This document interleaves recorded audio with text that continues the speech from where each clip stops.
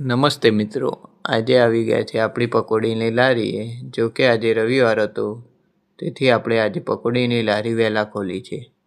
તો આ છે આપણી પકોડીની લારી, જેમાં મેં સામાન ગોઠવી દીધો છે. 10 પેકેટ પકોડી ગોઠવી છે, ઠંડુ પાણી બનાવ્યું છે, ઠંડો મસાલો અને ગરમ રગડો તૈયાર કરી દીધો છે. વિડીયો બનાવતા જ આપણું પહેલું ગ્રાહક આવી ગયું છે, જેને 50ની પકોડી પાર્સલ કરવી હતી. તો તેને આપણે ફટાફટ 50ની પકોડી પાર્સલ કરીને આપી દીધી.